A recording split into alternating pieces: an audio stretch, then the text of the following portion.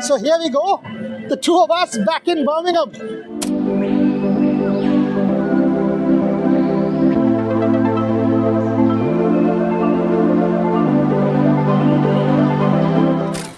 We left you at Leeds yesterday and now back in Birmingham, taking the coverage forward. We are not Mohammedan Sporting, by the way. Black and white, not Mohammedan Sporting. Double trouble. Yeah, I mean, this is India. This is Birmingham and we are in Victoria Square. Victoria Square, this is a very, very special place for us at Rev Sports. Our Commonwealth Games coverage started exactly from this position. This was the fan zone.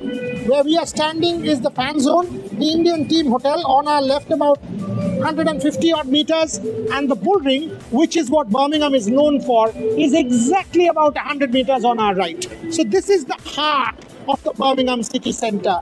The heart of the Indian cricket team will be the Edgbaston Test. Can India make a comeback? Now that, okay, I will ask Gargi 4 different aspects today. From what I know, there is a huge chance now that Jasprit Bumrah plays Lords and then plays Manchester. Because 3 test matches, Jasprit Bumrah, 1 already done. If you don't play Edgbaston, then you are actually getting a 2-week break. Yes.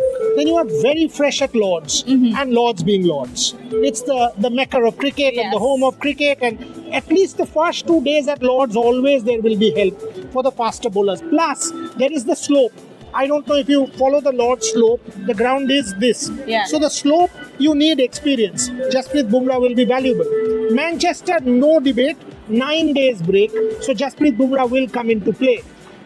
Question is, if it doesn't play in Edgbaston, Akashdeep or Arshdeep? Arshdeep Singh 100%. You know, even in that first test, I would have had an Arshdeep Singh in my team. I know the management wanted Prasidh Krishna to be there because he gives you that bounce, and the conditions at Leeds. It looked like ahead of the test match that there would be a lot of rain, that there would be overcast. It was overcast for 2 days, but then again we thought there'd be a lot of rain and Prasidh Krishna would swing the ball, get that bounce, and it would be very conducive for him. He did not get the results that we were all hoping for, but at the same time, Arshdeep Singh would always be in my team, especially considering that he can swing the ball both ways. So if there was a debate between Akashdeep Singh and an Arshdeep Singh, I would go for him. And the fact that he is used to these conditions. He's played for Kent for a very long time. He has been preparing for red ball cricket from the past 1.5 hours. So I would go with Arshdeep Singh. So she says Arshdeep Singh. So what is the counterpoint for that? Left arm. The counterpoint, that's a positive, that left arm, and he will also be able to create that rough where the spinners can come into play. The counterpoint to Arshdeep Singh is one, Akashdeep has the experience of Australia. Akashdeep has played the Australia series and wasn't bad. I mean, if you remember, he bowled very well to Steve Smith without much success, beat Steve Smith 12 times, and then was reasonably okay in Australia. So you have that experience. Number 2. As we talk about Arshdeep Singh, look on your left. Oh, he lived 100 years, man. We talk about him and he's there. This is bizarre. This is very, very interesting. हम तुम्हारे बारे में बात कर रहे हैं, तुम यहाँ से चल के जा रहे हो. Wonderful. And we are talking about him on the show and here he walks. Unbelievable. So good omen. Good omen. And this is interesting. But the point that I was making, Akashdeep was decent in Australia. Yes. Was decent in Australia and can actually have impact here as well. On the other side, the point with Arshdeep that people are debating, and that's what I've heard, is can he bowl with the same vigor with the older red ball? That with the new ball, he will be able to move the ball. With the new ball, he will be able to swing the ball. And there is every reason that this movement will come. Can he do that in the middle overs? Can he do that with the older ball? Is a question that is being asked. I think that is a very, very valid point, because you saw that the way that the bowlers were being... Yes, and the way that the bowlers were also being used, there was a pattern there. Jasprit Bumrah, Mohammad Siraj were given a lot more overs with the new ball. So there... And then Ravindra Jadeja was given the ball. So, and Shardul Thakur was given the ball much later in the innings when the ball wasn't doing much. So if you really think about it, Akashdeep if he cannot, if he cannot take advantage of the conditions with the old ball, then it doesn't really make sense to have him in that team. If he's not bowling with the new ball, it doesn't make sense to have him in the team. So you really have to think about it. If Jasprit Bumrah is not playing, what is your combination? Because you need to get breakthroughs. Look, the first test match, there was no discipline in the bowling. There was a lot of wayward bowling. There was a point there when Bryden Cast, that Chris Wokes and Bryden Cast partnership, even to break that ninth wicket partnership, you had to bring in a Jasprit Bumrah. So if you're talking about wickets, you need to make sure that your priority is a bowler who will come in and take wickets more than anything else. So that's the Jasprit Bumrah question that we've debated. Now, have we done enough with the bat? Because at the start, the question was, can this batting hold up? I think both of us have answered this question in our last live from Leeds. Absolutely. That we are both convinced. All of us are convinced that the batting can stand up. Now, if the batting does stand up, does that give you an opportunity to play someone like a Nitish Reddy, drop a Shardul Thakur, play a Nitish Reddy to do those 6-7 overs that a Shardul Thakur did in the first innings, 6 overs out of 100, to give the faster bowlers a respite? That can be done by Nitish Reddy. And if you play Nitish Reddy, then you drop a batter in a Karun Nair, you play Jadeja at 6, Nitish at 7. Arshdeep at 8, Yes. assuming Bumrah is not Yes. playing, Arshdeep or Akashdeep, whoever you play, Arshdeep at 8, And a Kuldeep. Siraj at 9, and absolutely Prasid at 10 with a Kuldeep at 11. That is one of my biggest takeaways from the first match. Now, you were looking for positives in the midst of everything else that happened. There were dropped catches, misfields, wayward bowling, indisciplined bowling. But you also have to look for positives to make sure that you're setting things right, that team selection will be so crucial in this next test match at Edgbaston, especially if you're not seeing a Jasprit Bumrah play. Now, I think in that first test match, it was quite evident that the management was deliberately going for more batters or more batting heavy players, because you needed that cushion. You knew that might be the England batters will come out and play gung-ho cricket and put a lot of runs on the scoreboard or anything. Plus, you were right that the batting needed to be there because you did not know if we fold up for 200 or 250. Exactly. You wanted that cushion to be there. But now you realize that your batters, your top 5 batters especially, are actually doing very, very well. And they've been negating those conditions also very well. So now you can actually pull out a Karun Nair, get a Nitish Kumar Reddy, you can pull out a Shardul Thakur, you can have a Kuldeep Yadav in your team, get more specialist bowlers. So this is actually a really good sign for India, and going into this Edgbaston Test, I think that I will expect a lot of changes, especially these two. Okay, let us also give you the news points. Number 1, India did not, on the day of travel, which is on the 25th of June, India did not, it was a free day. 26th of June, the team did some team bonding activity. They went and played paintball. And shooting in an adventure park, which is about 15-20 minutes from here. The team left around 12 o'clock, came back around 4 o'clock. 27th, when you're watching this show at 12 noon India. On 27th, the team will have a full intensity training session, but it's behind closed doors. 28th, once again, full intensity training session, but it's again behind closed doors. 29th, free day.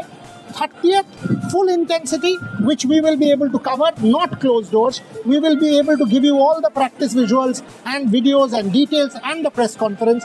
Finally, on the first optional training session, we will be able to cover. We will give you the full details, training plus press conference. Now, the point is, people might just say, why is India training behind closed doors? It is not because of India. ECB has made it a point that they are unable to provide security at Edgbaston. That is why both England and India, who are training on 27th and 28th, are doing it behind closed doors. The Indian team has not for once said that they want to train under closed doors. Both of us met Kuldeep and Jaddu. Kuldeep's inclusion could just open up that. And by the way, Gargi, it is about 24-25 degrees as we speak. Yeah. Expected to be around 26-27 on Saturday, 29 on Sunday, and 31 on Monday. So that's hot in these parts of the world. So that the build-up to the Edgbaston Test is dry. wicket will be dry. Does that bring Kuldeep Yadav in the mix? 100%. Again, I would say this. I would have had Kuldeep Yadav in that Leeds test too.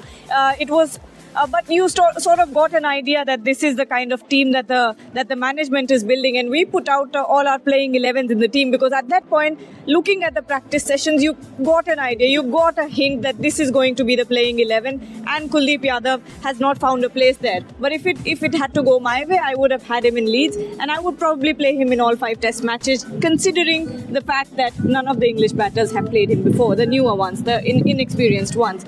And add to that fact that we're talking about the weather. It's going to be incredibly hot, and you saw that even in Leeds, even with overcast conditions, even with the rain, the pitch was actually giving some purchase to Ravindra Jadeja, and he was bowling those tight lines. Now imagine a Ravindra Jadeja and a Kuldeep Yadav bowling from both ends. I think you could get that could be a partnership that gets you a lot of breakthroughs, and I would go for 100% go for a Kuldeep Yadav in the team. So these are the important considerations that we have to see. Again, to sum up, Jasprit Bumrah, yes or no?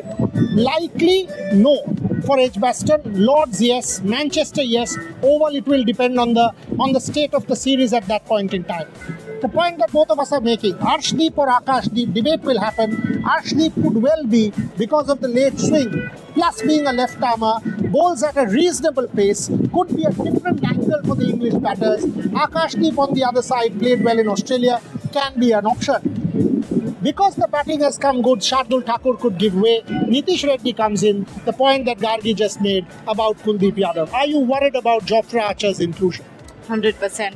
I think Jofra Archer, Bryden Cass, Ben Stokes and Chris Wokes bowling in with that, running in with that new red cherry in treacherous English conditions, even though it's going to be dry. I'm not sure if there are overcasts. Birmingham, no, it's not. It's not. At least for the first 3 days. But it's still the Duke's ball. You get so much swing. There will be movement, but yes.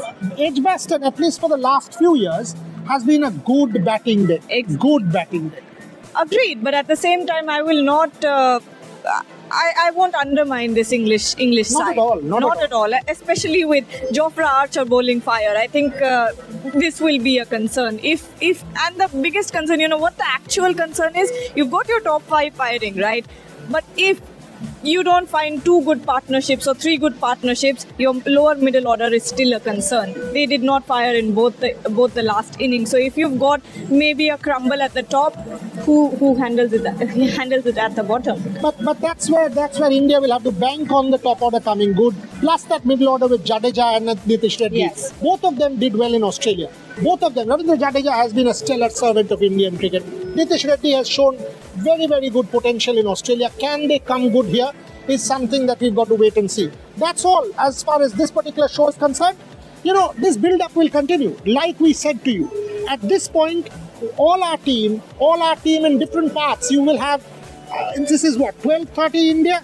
12 o'clock now, 12:30 India. You will have 5 p.m., 5 at 5, Trisha Ghoshal and Debashish Sen joining you live from Nottingham. Indian women's cricket, I got 3 messages after I tweeted saying none of us have ever seen the Indian women's team practice visuals. I said, what do you mean? People haven't seen in overseas conditions the Indian women's team practicing. You will get all of those practice visuals on the Rev Sports platform from Trisha and Debashish, who will do another live show straight into the practice at 7 p.m. India time. And then Gargi, Rohan and I will join you from a very special place, which is a secret at this point, a very, very special place, a cricket club that is as beautiful as any in the world. We will join you from there. We will join you from there for a live show. So huge build-up on Rev Sports for men's cricket, for women's cricket, and for every other sporting action continues. Keep watching the coverage, and as I've said 100 times, ask your questions, make your points, but don't be abusive. That's not what we stand for. If you watch our shows, you've got to back the team. Ask them the tough questions. Make it difficult, but be supportive, because this team is a young side and they did well enough in England, in Leeds, to give us the confidence that they can fight. On behalf of Gargi and I, thank you very much.